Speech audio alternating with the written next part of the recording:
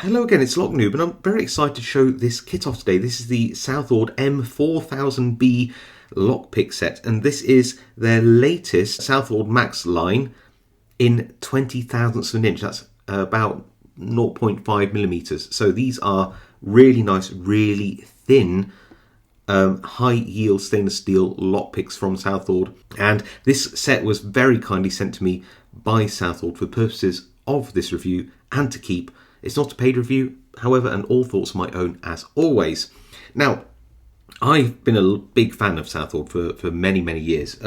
Why? Well, my first ever professional lockpick set was the Southord C2010. This is that set. There are a few little tensioners missing in this set, but I still have them. I know where they are. They're just elsewhere, but everything else is completely as it was. You can see how well used some of these are. I just absolutely love this set so much. So my review may be biased a little bit by my love for the Southord profiles and picks and all that kind of stuff. But nevertheless, I'll try to do the fairest review that I can as always. Now, I've also been a big fan of the Southord Max line. This is the I think the original ones with the ABS handles. Really like these sets, but the tangs were only partial tang, so comfy handles, but only a partial tang pick. The sandwich handles are obviously full tang, and you get a lot of great feedback from these. So I guess a matter of preference, but they don't make the plastic handles anymore, so this is what we've got. Now, I have reviewed the Southord Max set in with the sandwiched handles in 25 thousandths of an inch, but whilst they're great and they're very strong, a lot of pickers of higher security locks, especially those European locks, lots of European pickers, we tend to prefer the thinner gauges, you know, the 0.5 millimeter type thicknesses, those 20 thousandths of an inch or below. And I'm really glad that they made this because, like I said, as much as I love the 25 thousandths of an inch picks, the ones in 20 thousandths are just that little bit thinner, but it makes all the difference when it comes to that finesse inside the lock. So this is the big set. This is the M4000 set. This is the biggest one that they do in this gauge. And it's a big old set. I will just say out of the door that they do smaller sets than this. I think they do the M2000B, the M3000B and the M4000B, and they scale up in size. This just happens to be the biggest one. So what do you get in this kit? Well, let's start with the hooks. So I'll go with we got a sort of a tulip door handle tension tool, which I just wanted to say hi there. We'll come on to you later, mate. So we've got some nice hooks here, no doubt, because this is a brand new case and isn't broken in. All my picks will slide off to the side as I do this, but hey, we'll just work with it. And you'll see here we've got 4 nice graduated pick depths here in the hooks. So go from a short hook to your medium hook, a deep medium hook, and then deep hook. So that's really nice. Maybe I'll just put these to one side here to weigh it down. Then we've got all our deforest picks here. So I personally really like the deforest ball, but I know a lot of people love the deforest diamond. Just to give you that little extra bit of height and reach, we've got a thinner, taller like a deforest ball, and then a notched deforest diamond, which I might give that a go. See what I think about that. I don't think I've ever really used one of those in anger. We have, of course, our absolute classics, the half diamonds. That short half diamond, I really like to use in so many things. Slider locks. I like to use it as a short hook, a rake, a probe. I mean, I think you need one of these in every kit. The large half diamond is fantastic as a rake and a good all rounder. For like a deep hook. I'll just go into these. These do occur in a lot of Southord sets. These are just double-handed. I don't know what to call them. I like to call them like spare picks, but you have like a rake on one side and then a half diamond or a pick on the other side of these. So they're just like a nice sort of like backup 2-in-1 set. Rake and a hook. Then we've got some ball rakes for your wafer locks, ever popular with the locksmiths. Then we've got a bunch of other rakes, which are, yeah, I'll just grab these together. One's more of a kinetic rake, but we'll look at that first, I think. So look here, we have a kinetic rake. This is designed for zipping locks, although it can rake locks nice and easily. It's in lieu of a triple peak. We have 2 snake rakes here, a classic one, and what's really nice is that Southord do bother to put an extra hump on here. Some snake rakes tend to sort of end halfway up. These are actually really nice profiles, I hope you agree. And this one is an angled snake rake, which can be helpful in some locks, I have found over the years, although not used as often. A broad angled sort of wave rake. It is a wave rake. It's not quite a snake rake. It doesn't have the second hump. It's more like a wave rake. Again, probably situational, but as ever, for the right lock, it could be excellent. Then the classic city rake and a half snowman. Then when it comes to turning tools, there's so many of these. I'm not going to go through every single one, just sort of the main themes here. So just trying to get everything together. We've got a bunch of L turners.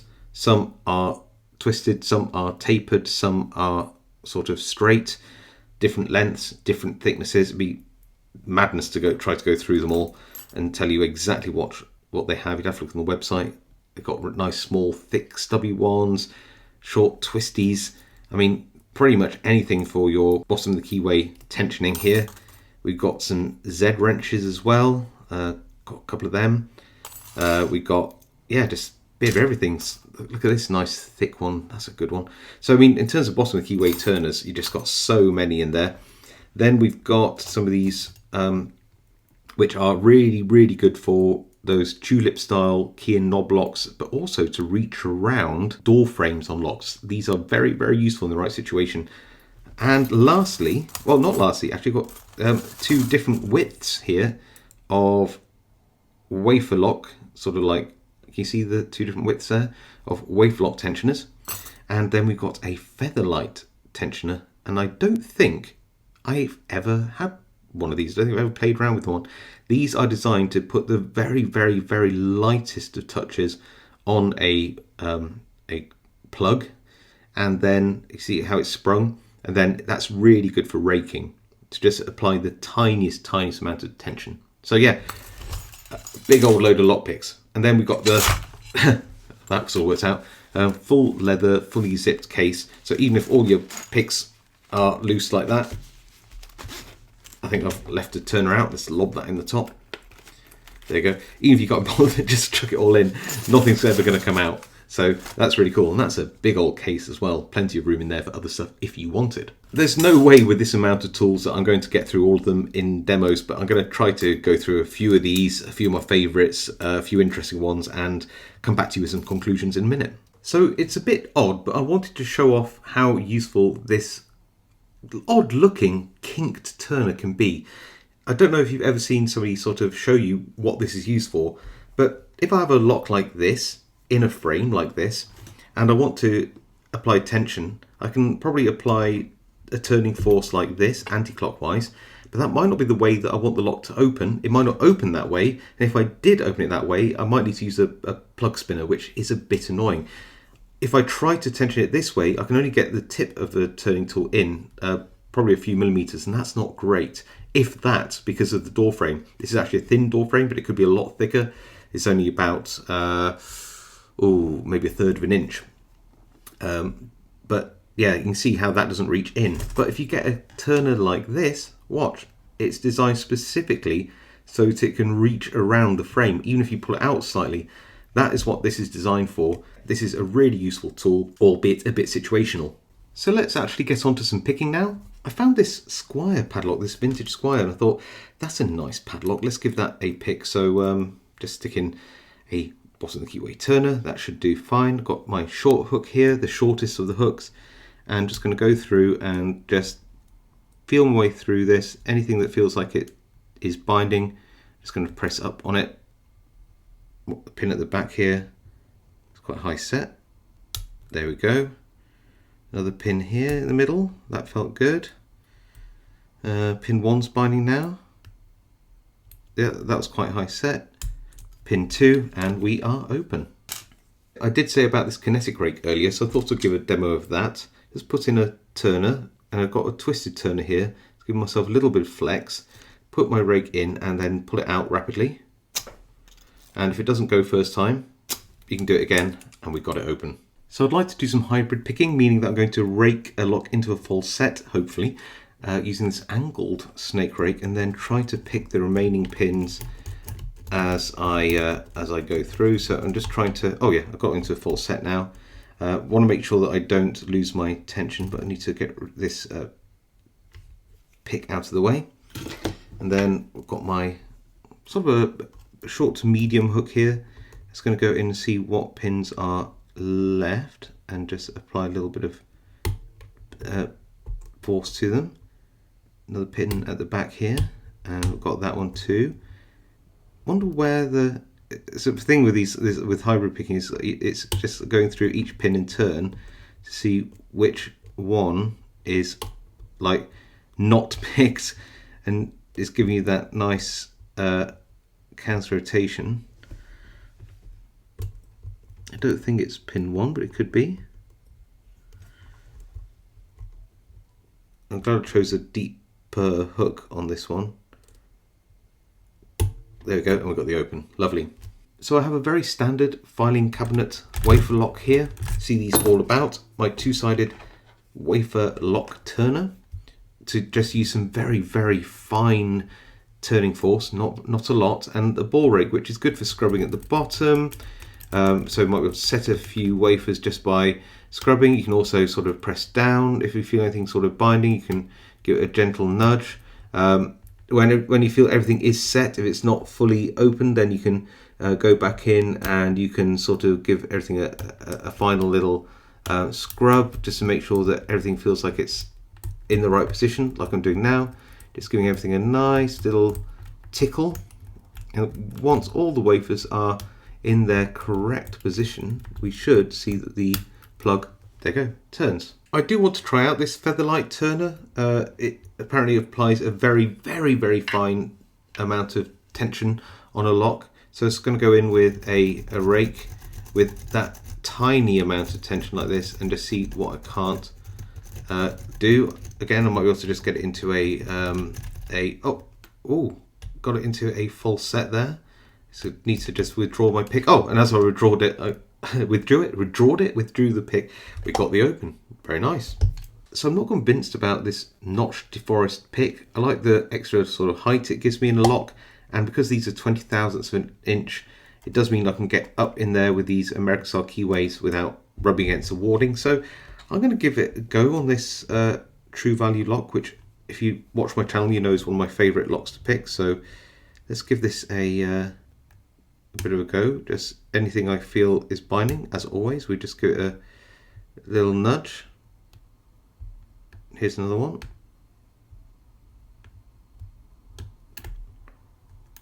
Get under that pin too, and that pin. So going along each pin in turn, giving lots of lovely little clicks as we go into a false set. Okay.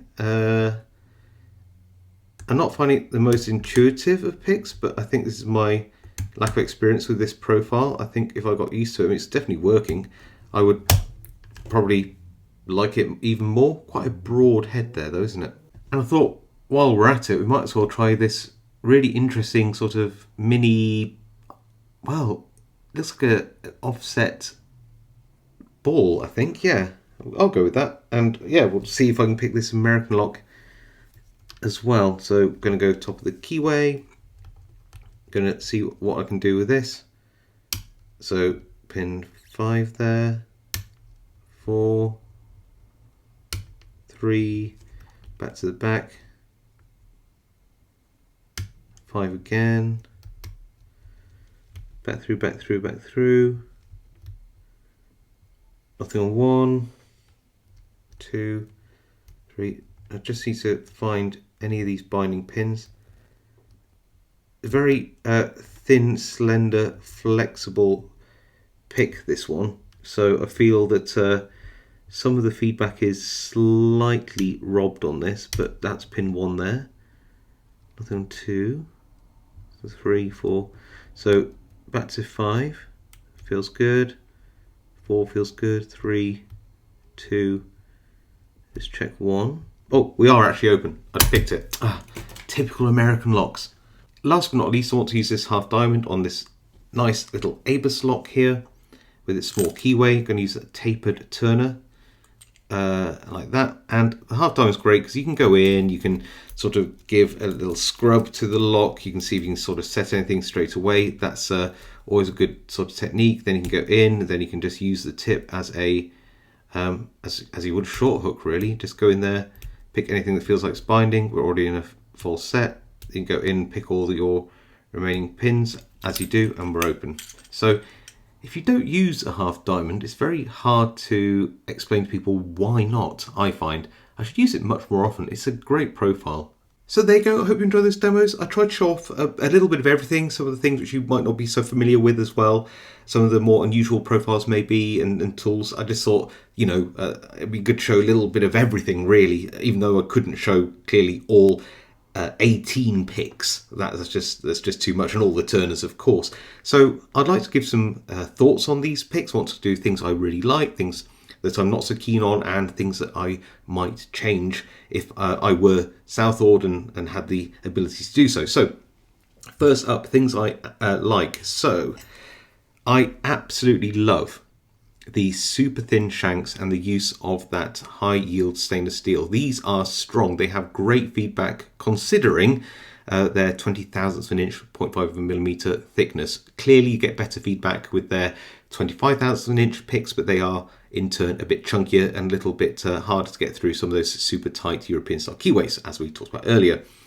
But the profiles of the tools themselves are also all excellent.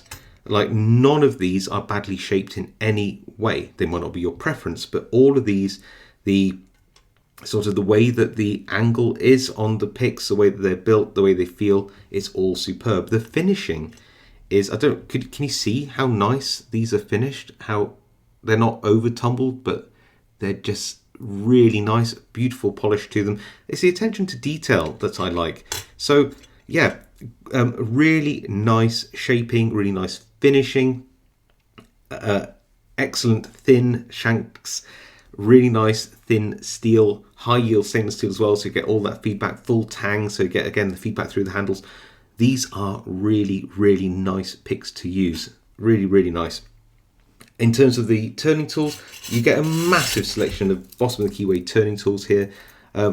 I've used my original C2010 set turners for years. That's why some of them are elsewhere, because I'm using them in other kits. I just really like this range. Are there enough turners here, despite there being loads of them? Well, there are never enough turners, but I do want to highlight two of these as my favourites. This one, which is just really chunky. Not every keyway can take one this big, but I really like a chunky bottom keyway turner for those really stubborn locks that just need a bit of cranking. And this, if you know, you know. There's just something about this tapered turner which just works so well. I can't put my finger on it. I just really, really like this. In fact, I bought separate ones of these just so I could have a few more on hand in the past. That's how much I like them. I also like the cases that Southord do. These are really nice. I know we don't like focus on the cases, but everything about these just made well. You can see the quality of the finish here. I love a zip case as well, because nothing worse than carrying something about and then finding that, you know, one of your tools has leaked out into the back of your car somewhere. You know, really like the zip cases as well. So a lot of things to really, really, really like about these picks. So clearly there's a lot of great things about this set. Is there anything I'm not so keen on? Yeah, there's a couple of things, and I know it's sort of personal preference, and you might like things I don't like and don't like things I do like, but let's take this for example. I'm not so keen on this. I don't really like this rake profile. It's very high in terms of its amplitude, which means it's limited to what locks you can get it inside. If you've got quite tall open American style keyways, then this is fine, but with these really fine shanks and thin steel, I don't know, I feel that maybe we should have a rake which is more suited to those high security European style locks. Another thing which is good, but it makes me long for a triple peak. This kinetic rake is perfectly fine, works really well. You can use it as a triple peak rake, but it's not like a standard triple peak rake, which I absolutely love. And this is actually a Southord triple peak rake, and this is one that I've used for many, many years, and I love the peak heights on this one. If I could have this triple peak instead of that long snake, that would be so cool in this set. I'm not 100% sold on the Featherlight Turner. I mean, as a collector, I'm glad I have one, don't get me wrong, but would I recommend using one? I don't know. I've not really ever found I have needed one in the 10 years or so I've been lockpicking, so not so keen on that. And then you got these two double-sided picks. Is there anything particularly wrong with them? Not with this one, it's just a short hook and snake rake, but this one, I'm not sure on this kinetic rake. It's, again, very, very broad, very high in amplitude, and it's hard to get into a lot of keyways, although the half diamond's perfectly serviceable on the other end. But I do feel that these are, if the kit didn't have them, I don't think you'd miss them. So not many negatives, I have to say, but there's a couple of things which just aren't to my preference. They might be to yours, and I think, you know what, that's fine. But as a set goes, it's pretty much there, and I don't think you're going to be disappointed with any of these picks or the finishing. So there isn't really very many negatives. But is there anything else I would change in this set that I haven't mentioned? Well, there is one thing which I really wish they would add to this set, which is some top of the keyway specific turners. Sure, with the Z wrenches you can use the shorter end in top of the keyway, but I'm talking about turners which are maybe about 3 or 4 millimeters in length on one side.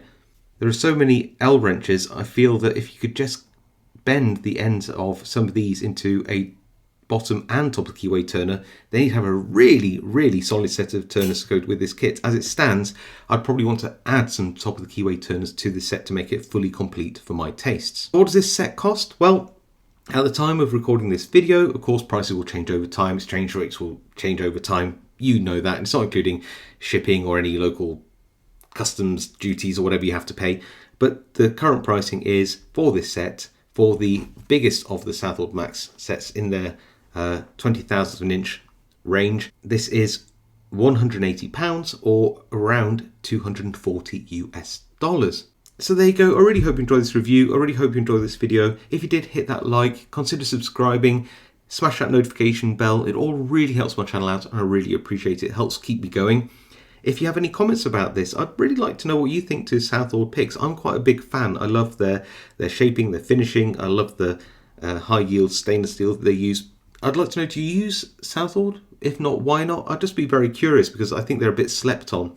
So do let me know in the comments down below what you think to this set and Southord sets in general. I'd be very, very, very interested in that. Otherwise, stay safe, happy picking, and I'll see you all next time.